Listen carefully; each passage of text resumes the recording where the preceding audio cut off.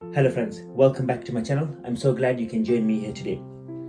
I recently watched a TED Talk that was so powerful and emotionally moving that I decided to try and make a video out of it and also try and implement the lessons I learned from that TED Talk because I found it such a powerful tool. Now, I got into this TED Talk because I've recently become interested in the art of storytelling because I believe stories are powerful. When someone tells stories, they can connect to other people in a way that would be very difficult to use facts and figures and logic and other things. Stories are emotional things. And that's why if you look in the olden days, after hard days of work, people would come around the fire and tell stories because stories connect people. They ignite something within us, and that's why sometimes it is harder to change by telling someone something, but it might be easier if you tell them a story. And if it's a personal story, it's even more powerful because that creates change. Personally, I believe. And even if you look at the Holy Scriptures, look at the Quran, look at the Bible, look at the Torah, it's full of stories because stories are what gives us the lessons that we need to learn in our lives. Now, I was reading some of the books by Carmen Geller. One of them is called Talk Like Ted, which is a very powerful and inspirational book, which teaches a person how to develop the self confidence and the skill of storytelling. As part of the skill of storytelling, but more about public speaking and the skill of being able to connect to other people. And obviously, storytelling is a part of that toolkit that you would have. And the other book that he has got is called The Storyteller's Secret. Carmen Gala is an Italian person, and I think his books are powerful. There's another book called The Presentation Style of Steve Jobs. I haven't read that book yet, but it's on my list to read. I think reading these kind of books helps one develop their self-confidence and the ability for them to relate to other people. And I think storytelling is a powerful tool for this.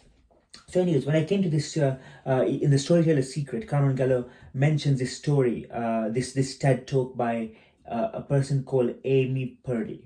Amy Purdy, just in short, her life took a sudden detour at the age of 19 when she was diagnosed with a preventable disease that caused her legs to be amputated. And because of amputated, her dreams were shattered because she was a skier and she couldn't ski.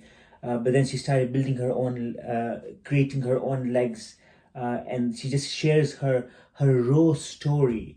And I mean, anyone who watches that, it'd be very hard not to shed a tear when you hear the story. And that's the power of stories. I'll make a separate video on stories itself, but I wanted to talk about one or two of the concepts that she talks about in this TED talk. So imagine her not being able to pursue her dreams, then starting to create these legs, and then starting to ski. She went on to achieve 2 gold medals in the World Cup Championships or whatever it is. But it shows that you can do whatever you put your mind to or whatever you want to. But she starts the talk with a line that was so powerful that I have tried to repeat this to myself over and over again and ask myself this question. I'm going to be journaling about this. I'm going to be putting it in certain places in my house just to remind me of what I need to do. She basically asks herself this question. She says, if my life were a book and I was the author, how would I want my story to go? If my life were a book and I was the author, how would I want my story to go? I have to just sit and really ponder about it, because essentially this is all about storytelling, of course, right? And it's all about my story. And she's asking me if I have the authority to write my own story, if I could pen my own story, what would I write in there? And of course, the flip side is actually I am the author of my story because it is my story to tell. It's only that over the years the lines have been blurred where my society, my culture, my parents, my siblings, my spouses have blurred the lines for me, and they have written their story or their version of their story for me. And I feel like I don't really have control over writing that story. So I thought about this and I thought, yes, what would I really want if let's say hypothetical scenarios, if I were to write my own story, how, if I was the author, if this is my book that I'm writing, what would I want in that book? I don't think my life would look like what it is looking like now, because there are things I would change in my story that are currently happening to me. And then I sit back and think, wow, life is so short. Going back to Oliver Berkman's book 4,000 Weeks, he tells us that we only have 4,000 weeks to live. I mean, I'm in my 30s, so out of that 4,000, a good chunk of it a third of it has already gone, if I live to 80, 90, whatever. And in the remaining chunk of my life, why would I want to waste my story, waste the ink on the paper of my story, when I'm the one who needs to write it? I need to make that story, not other people, not society, not culture, not this is just the way it is. I am the author of my story. I am the CEO of my life. So I've really thought long and hard about her question to herself. And of course, I've questioned that to myself as well. And one of the things that she talks about is this whole idea of borders. She says borders can either stop us in our tracks or force us to get creative. What she means by borders is things that come as an impediment to life. So for example, her border was that she lost her legs and she couldn't ski, right? I have different borders. There's a book by Ash Ali and Hassan Kuba called Unfair Advantage, The Unfair Advantage, which talks about things, even though life is unfair, there are things about me that are unique to myself that other people will not have, and I can use that to my own advantage, and that becomes my unfair advantage. And I need to find that unfair advantage, because when the borders when at the borders, either I stop myself from going to where I need to go to, or now is a time to get creative. Now is a time to find solutions, right? It is said that when you hit rock bottom, that's when you start developing and flourishing. Another thing that I've heard recently, I've read recently, is you cannot have breakthroughs without breakdowns. A lot of breakthroughs come through breakdowns. And I think that's really powerful, because when you've reached rock bottom, when you've reached the bottom of your life, you think, hold on. This is my life. I want to author it. This is my book to write. I am the author. I should be writing what I want to write, not anyone else. She in the talk, Amy Purdy says that creativity, innovation comes because of borders, right? In spite of borders, because borders are there, they create us, and they push us towards where we need to go to. And I think that's a powerful tool, because essentially when I think of it that way, I tell myself, I am no longer going to let my circumstances dictate what I need to do in life. If I'm the author, I should be writing my life. I should be changing my situation. If I've lost, she lost both her legs, and she was a passionate skier. So what she did was she started creating a set of legs, but she realized that some things didn't work. So then she started iterating things and started, making different kinds of legs. She even found some light through it, because she says that she could change the height of the legs depending on who she was dating, right? She could appear taller or shorter, that most of us can't do. So she leveraged her situation to make it the best it can be. And I think for me, that's the most powerful lesson is, I have been given a set of cards. Now, because in the past I used to complain about the set of cards and say that because I have this set of cards, I cannot achieve ABC. But actually, I might have these set of cards, but I can achieve whatever I want to achieve. As long as I put my mind to it, I can achieve whatever I want to achieve. That's one lesson.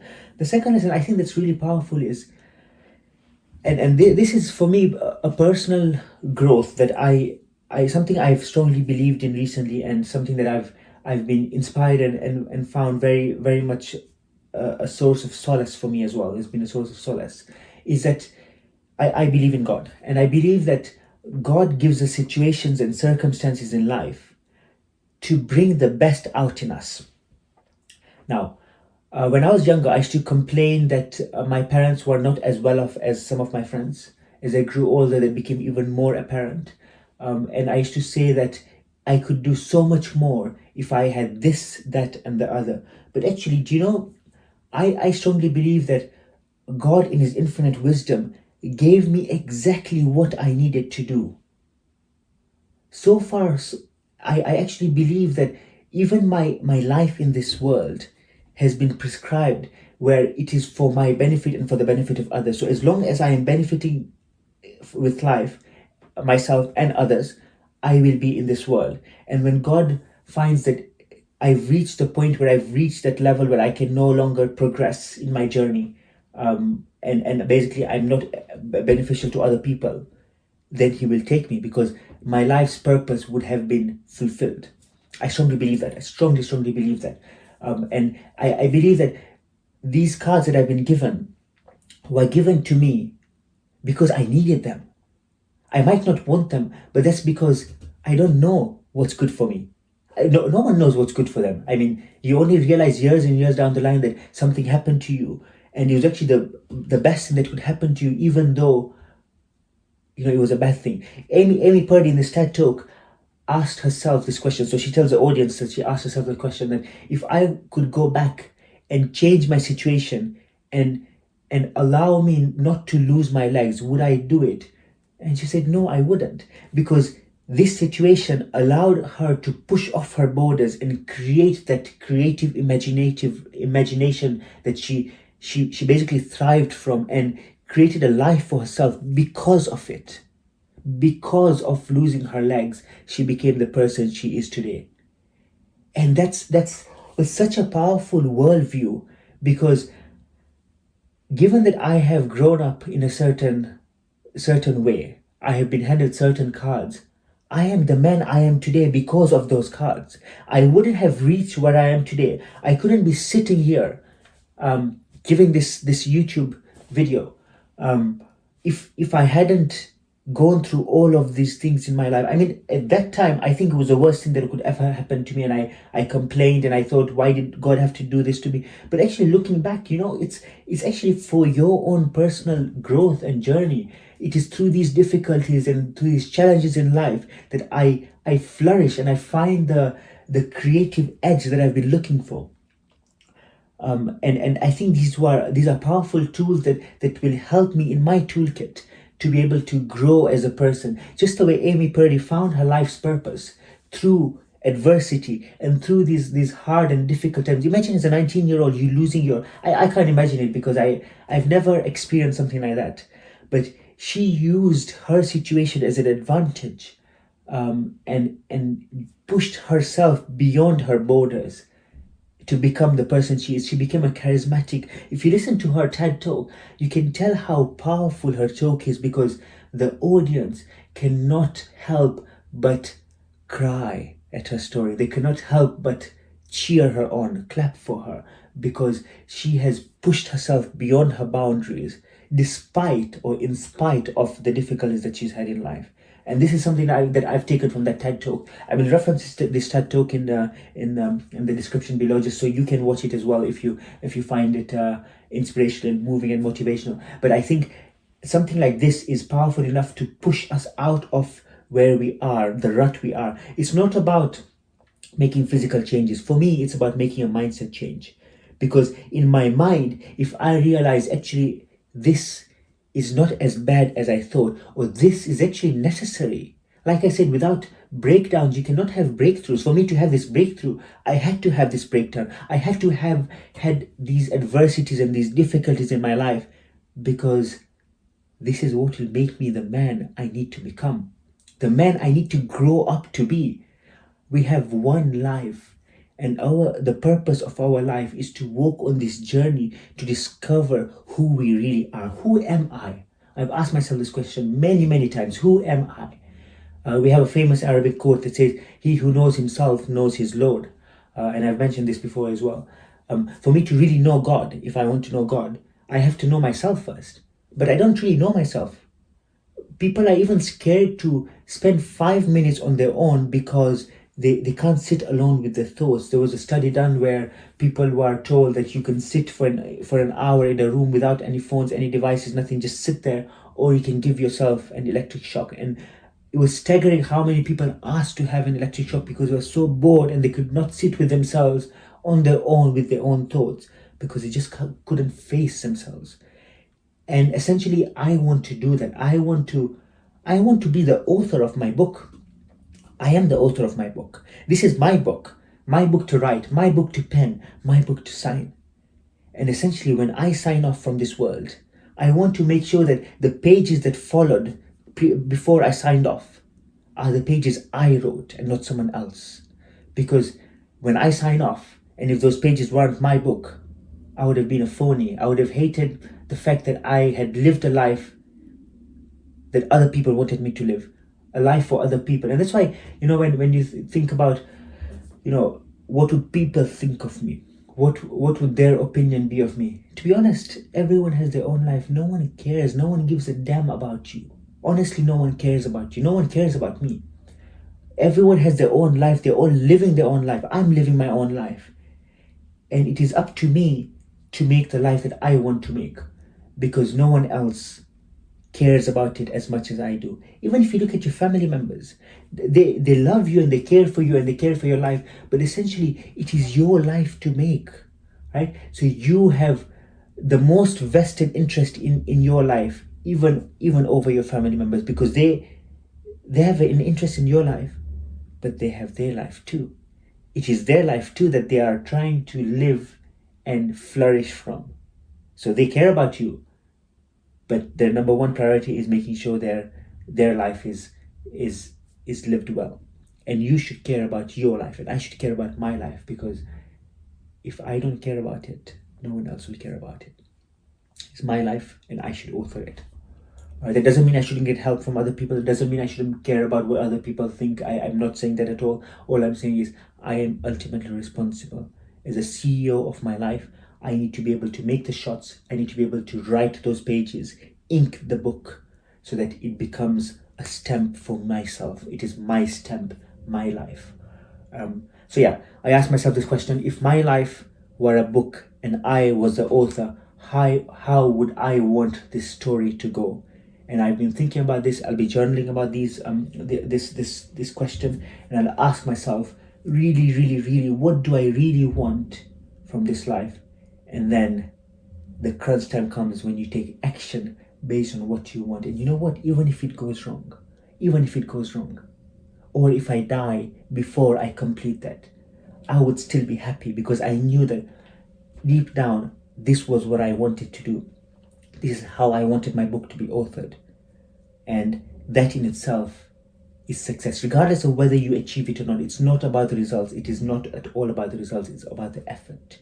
It's about the effort. I know people will judge you based on results, but I want to judge myself based on efforts. I know God will judge me based on my efforts and my intentions. And I want to be able to be a person who can judge myself based on my efforts.